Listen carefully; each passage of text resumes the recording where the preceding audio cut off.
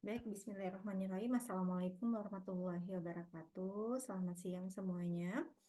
Eh, di pertemuan kedua kita akan membahas materi terkait fungsi periodik dan deret Fourier. Nah, di mana terkait materi kita ini mungkin di mata kuliah sebelumnya sudah dijelaskan, sudah dipelajari terkait apa itu fungsi ya. Fungsi fungsi fx yang dinotasikan dengan fx itu mungkin sudah dipahami di mata kuliah sebelumnya, maka di mata kuliah ini Ibu tidak menjelaskan kembali terkait fungsi itu seperti apa ya. Nah, selanjutnya karena kita akan bahas mengenai deret Fourier ini dan di mana hanya fungsi tertentulah yang bisa kita terapkan atau kita menggunakan deret Fourier, yaitu salah satunya adalah fungsi periodik. Nah, sebenarnya fungsi itu banyak macamnya ya, banyak jenis-jenisnya. Mungkin yang sudah pernah mendengar fungsi linear, fungsi kuadrat, polinomial, fungsi konstanta, dan ada juga yang dinamakan dengan fungsi periodik. Nah, itu apa fungsi periodik? Kita sekilas mempelajarinya. Jadi fungsi periodik itu ada sebuah fungsi fx. Jadi ini adalah notasi dari fungsi fx ini. Fungsi ini dikatakan periodik T jika untuk setiap X berlaku fungsi itu, ini harusnya F kecil ya, fungsi itu Fx ditambah T, itu sama dengan Fx. Jadi ini merupakan definisi dari fungsi periodik gitu ya. Kalau kita perhatikan ilustrasinya ada 3 grafik. Nah, ini grafik fungsi tangga, ini fungsi sinus dan fungsi kosinus. Nah, di sini merupakan contoh dari fungsi periodik. Kenapa fungsi periodik? Kalau kita perhatikan contoh yang pertama ini, dapat kita lihat mungkin sudah pernah mendengar ya, bahwa ini hampir sama seperti gelombang ya, gelombang yang dimana dianggap satu periode itu ketika dia membentuk, kalau Ibu berikan contoh yang ini ya, membentuk satu gunung dan satu satu lembah, ini dianggap satu periode gitu ya, satu periode. Nah, satu periode itu tuh sama dengan berapa kalau kita lihat dari fungsi ini. Kalau kita perhatikan di fungsi fx ini yang gambar pertama di sini kan, di sini dapat dilihat dimulai dari min pi sampai dengan pi. Jadi ini dianggap satu periode. Nah, satu periode ini dan ini dapat dilihat dia berulang nih. Jadi bentuk apa namanya, grafiknya itu berulang. Jadi ketika dia membentuk di atas seperti ini, lalu di bawah nanti gantian lagi. Nah, ini dianggap sebagai dia polanya berulang, sama seperti yang gambar grafik sinus ini juga sama, dan kosinusnya juga sama. Nah, kalau kita perhatikan contoh yang pertama ini, kita lihat bahwa periodenya 2L ya. Kenapa 2L? Sebenarnya ketentuan dari fungsi periodik itu ketika T-nya itu sama dengan 2L. Nah, artinya apa? Kalau kita lihat dari grafik ini, di sini dilihat bahwa grafik ini membentuk pola atau satu periode itu ketika dimulai dari min pi, berarti ini besarnya adalah pi ya, satu pi ya. Berarti dimulai dari min pi sampai pi yang membentuk satu periode, ini besar, ini adalah satu pi, ini satu pi, berarti kalau dijumlahkan adalah 2 pi. Artinya bahwa periode di fungsi ini sama dengan 2 pi atau 2L, dan artinya L itu sama dengan pi. Begitu juga dengan yang ini. Lalu kalau Ibu kasih contoh lagi, ketika ada fungsi X tambah 8, itu kan sama dengan Fx berdasarkan definisi dari fungsi periodik. Kalau ditanya periodenya berapa sih? Kalau kita perhatikan di sini periode atau periodik itu adalah dinotasikan dengan T, berarti di sini adalah 8. Kayak gitu ya. 8. Lalu kalau misalnya ditanya lagi L-nya berapa? Kalau misalnya 8-nya T itu sudah diketahui 8, maka T sama dengan 2L ya. T sama dengan 8 sama dengan 2L. Berarti L-nya sama dengan 4. Nah, L ini gunanya untuk apa, Bu? Nanti L ini digunakan untuk sebenarnya ini merupakan rentang ya, rentang dari fungsi tersebut, batas dari fungsi tersebut gitu ya. Lalu Nah, perlu diingat periode biasanya dalam bentuk sudut atau angka. Jadi periode itu biasanya dinotasikan dengan bentuk sudut atau angka ya. Nah, seperti ini dia dinotasikan dengan angka, boleh juga dalam bentuk sudut gitu ya. Nah, ini contoh dari yang termasuk dari fungsi periodik. Di sini adalah fungsi sin X. Kenapa sin X? Nah, di sini sin X ini mempunyai periodenya 2pi, 4pi, 6pi. Kenapa? Karena ketika sin X ditambah 4pi dan sin X ditambah 6pi, begitu juga dengan sin X ditambah 2pi itu sama dengan sin X. Ya, maka dia dianggap sebagai fungsi periodik, tapi periodenya tuh di sini di 2pi, 4pi, dan 6pi, dan seterusnya ya. Nah, 2pi ini merupakan periode terkecil atau periode sin X gitu. Lalu, periode fungsi sin nx atau cos nx ini di mana n-nya itu sama dengan bilangan bulat positif, dan ini maka dia sama dengan 2pi per n, kayak gitu ya, 2pi per n untuk periodenya. Sedangkan untuk periode tan X itu adalah pi. Gitu ya. Jadi kalau untuk ini fungsi X, maka periodenya dalam bentuk 2pi, 4pi, 6pi. Sedangkan fungsi yang ada nx-nya, ada koefisien di sini, di mana n ini adalah bilangan positif, itu periodenya tuh di 2pi per n. Sedangkan untuk fungsi trigonometri tan X itu adalah pi, gitu ya. Nah, ini kenapa sih Bu fungsi periodik itu dicontohkan dengan sin, cos, tangen. Nah, jadi salah satu fungsi periodik itu adalah fungsi trigonometri, seperti itu ya.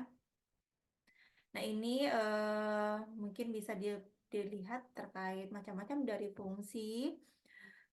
Di sini definisi fungsi. Sebenarnya ini apa ya, peta konsep yang memudahkan kita memahami apa itu fungsi. Sebenarnya ini sudah dipelajari di mata kuliah yang lain ya, yang sudah membahas mengenai fungsi. Nah, Ibu hanya ingin menunjukkan bahwa fungsi trigonometri itu masuk di bagian fungsi periodik. Jadi fungsi trigonometri masuk fungsi periodik gitu ya.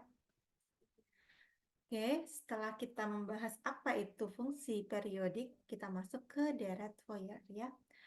Jadi deret Fourier itu ditemukan oleh Jean Baptiste Fourier ini.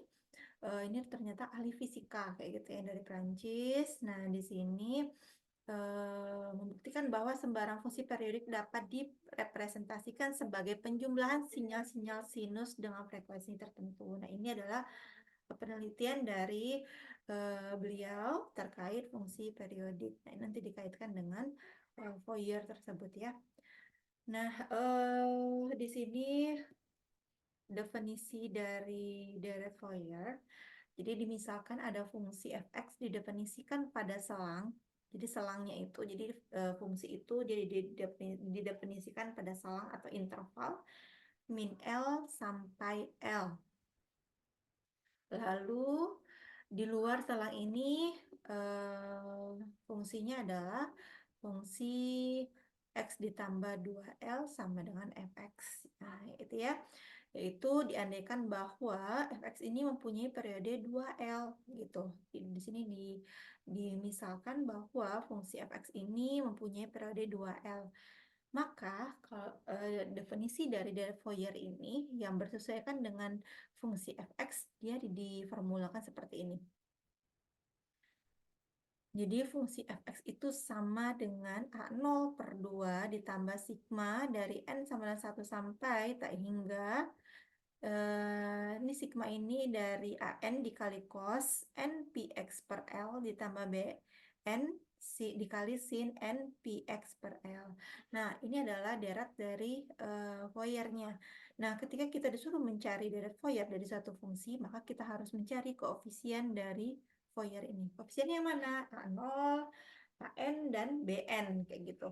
Nah, untuk menentukan A0 ini bisa kita gunakan secara langsung formulanya, di mana A0 itu sama dengan 1/L integral dari min L sampai L dari fungsi fx yang diintegralkan terhadap variabel x, seperti itu.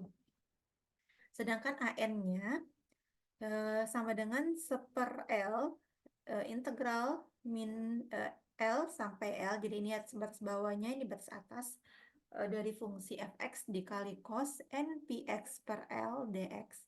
Sedangkan untuk bn-nya itu sama dengan 1/L integral dari min L sampai L fx dikali sin npx dibagi L dx.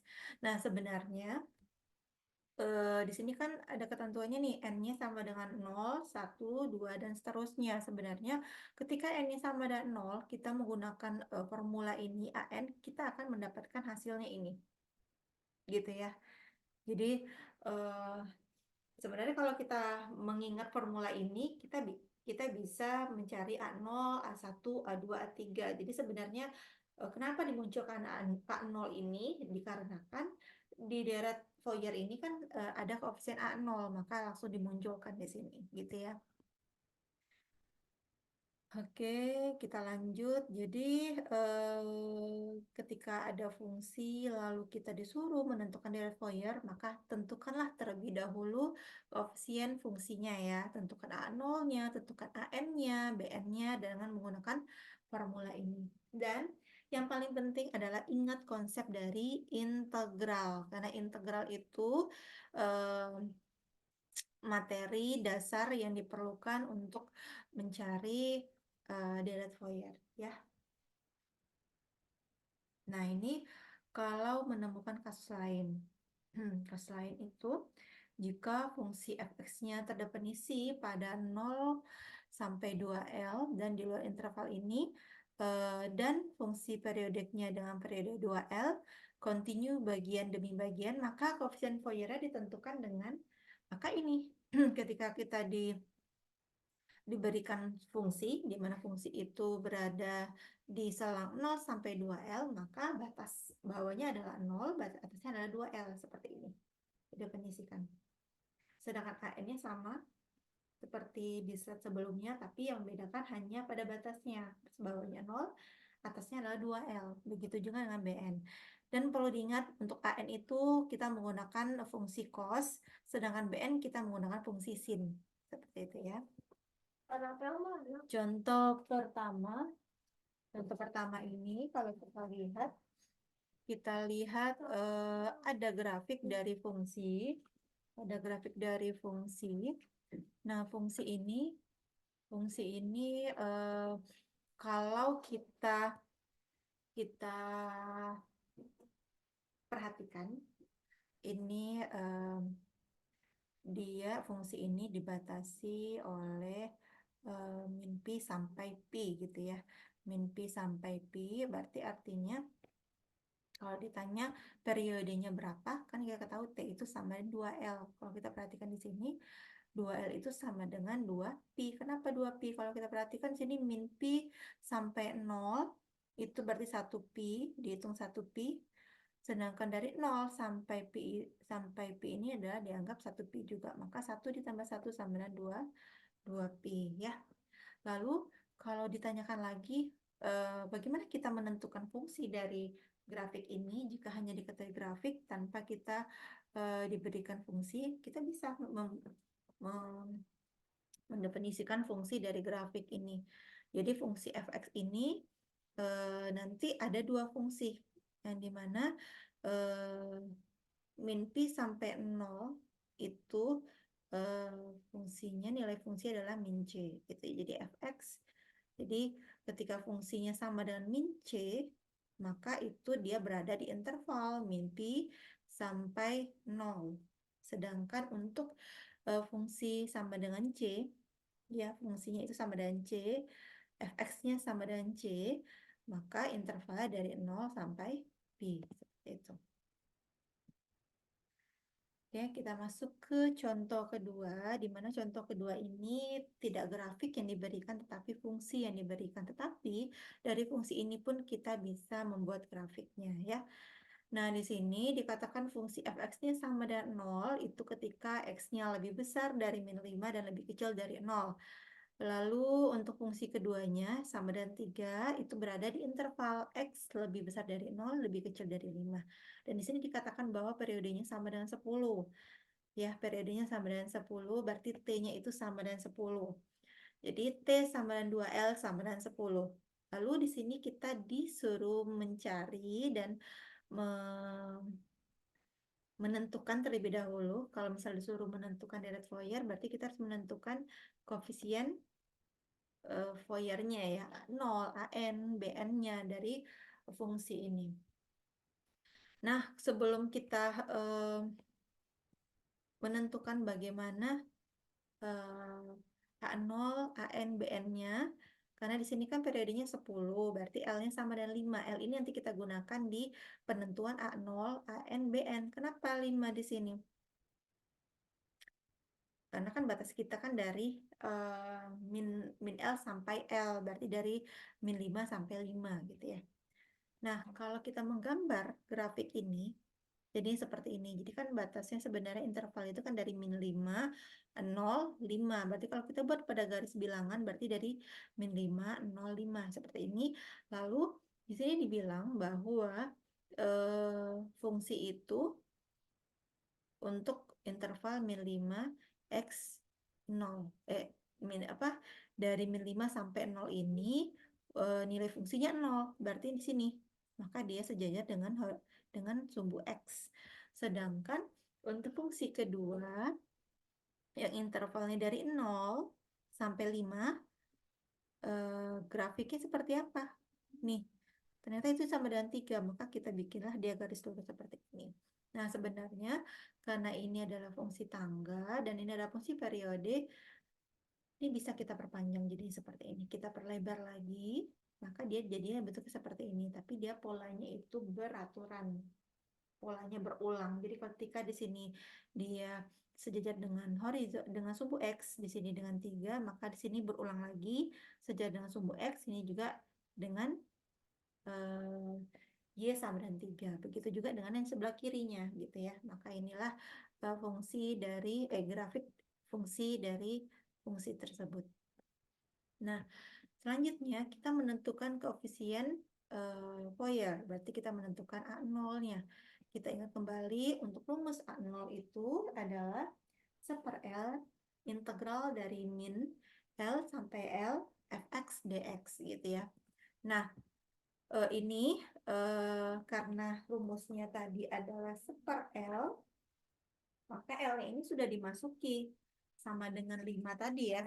Karena kita sudah menentukan T-nya itu sama dengan 10, T-nya sama dengan 10 tadi, maka L-nya sama dengan 5 ya. Tadi T-nya sama dengan 10, di mana ini ada 2L sama dengan 10, L-nya sama dengan 5.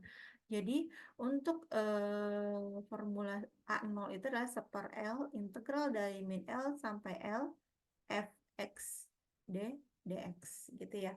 Maka dia digantilah L itu dengan 5, lalu min L itu diganti dengan min 5, L-nya diganti dengan 5, ini adalah fx dx gitu ya. Nah, perlu kita ingat kembali bahwa fungsi kita itu kan ada dua nih ya, fungsi fx-nya itu yang sama dengan 2 dan sama dengan 0 sama dengan 3. Sama dengan 0 itu didefinisikan dari min 5 sampai 0, sedangkan ini 0 sampai 5. Itu yang perlu diingat. Artinya apa? Artinya ketika kita menghitung koefisien dari Fourier ini, kita jangan melupakan fungsi ini karena fungsi ini harus digunakan untuk menentukan koefisien Fourier-nya ya. Nah, sebenarnya di sini ada penjabarannya lagi ya. Sebenarnya ini adalah banyak yang di skip-skip gitu. Jadi harusnya dilengkapi dengan 1/L integral dari 1/L kita ganti dengan 5 ya. Yang bagian ini ya, kita ganti dengan 5. Lalu kenapa ini menjadi 0 sampai 5? Nah, ini harus ada penjabarannya karena interval kita kan ada dua ya. Min 5 sampai 0, 0 sampai 5. Berarti bisa kita pisahkan integralnya. Berarti dari min 5 sampai 0, 0 sampai 5. Ketika untuk batasnya min 5 sampai 0, fungsi kita adalah 0. Ya. Lalu, karena batasnya itu untuk 0 sampai 5 intervalnya, maka ini fungsinya adalah 3 di sini ya. 3dx. Ini dx juga. Nah, lalu kenapa yang bersisa hanya ini? Ini 1/5 itu punya semua fungsi. Karena integral dari 0 dx itu sama dengan 0, gitu ya. Maka bersisalah bentuknya ini. Lalu kenapa dapatnya 3? Ini silakan dijabarkan sendiri. Kenapa dapatnya 3? Ketika integral dari 3 dx itu sama dengan 3x. Berarti 1/5 kali 3x batasnya adalah 0 sampai 3. Tinggal kita substitusikan batas atasnya. Berarti 3 dikali 3 dikurang 3 kali 0. Berarti 1/5 ini, bukan 3 ya, 5 di sini. 5, berarti 15 dikurang 0. Sama dengan 15 bagi 5 adalah 3. Gitu ya. Nah, begitu juga dengan AN ini, setelah kita mensubstitusikan ke dalam formulanya, di mana AN tadi kan, AN itu sama dengan 1/L, integral dari min L sampai L, fx cos n px per L, gitu ya. Kita substitusikanlah L-nya, kita ganti dengan formula. Di dalam formula ini dapatlah ini, gitu ya. Setelah didapat itu, maka tinggal kita selesaikan, gitu ya.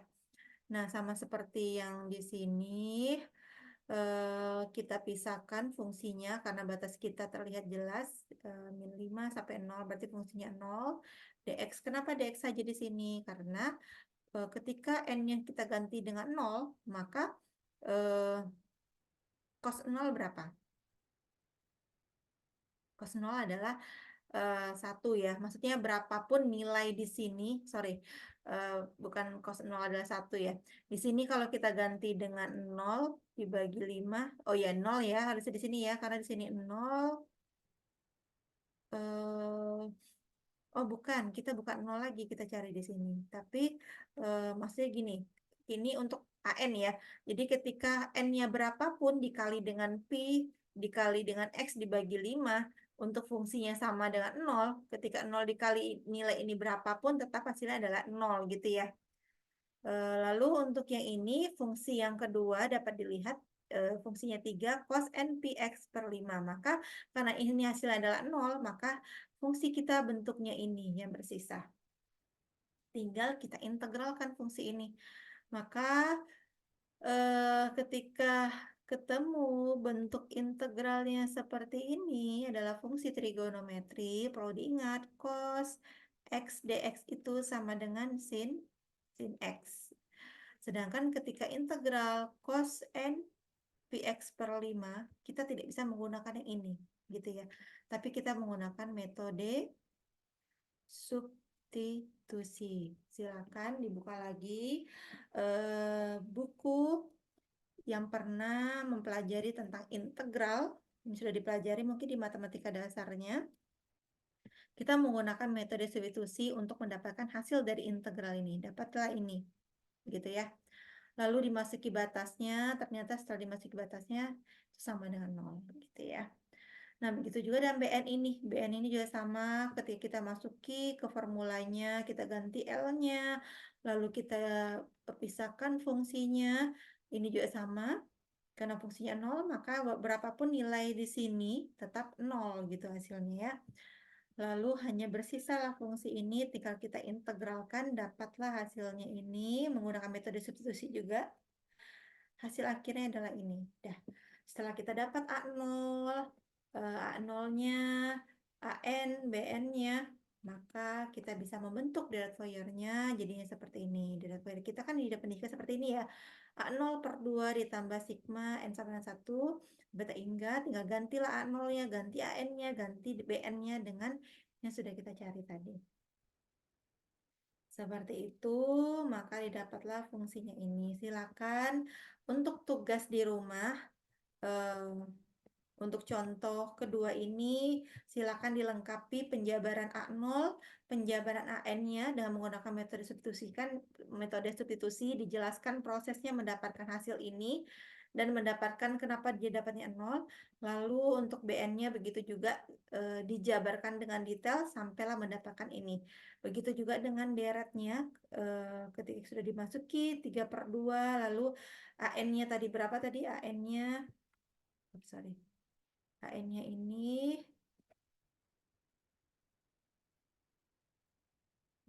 ini ya. AN-nya, BN-nya, lalu silakan dijabarkan juga. Nah, itu untuk tugasnya hari ini dan begitu juga untuk kerjakan nomor 1 ini, gambar dan cari periodenya. Itu saja untuk pertemuan kita hari ini. Silakan dipahami dengan baik. Untuk pertemuan selanjutnya kita offline dan sebelum materi masuk, Ibu akan menunjuk salah satu mahasiswa yang akan menjelaskan tugas kita seperti itu. Ibu akhiri, wassalamualaikum warahmatullahi wabarakatuh. Selamat siang.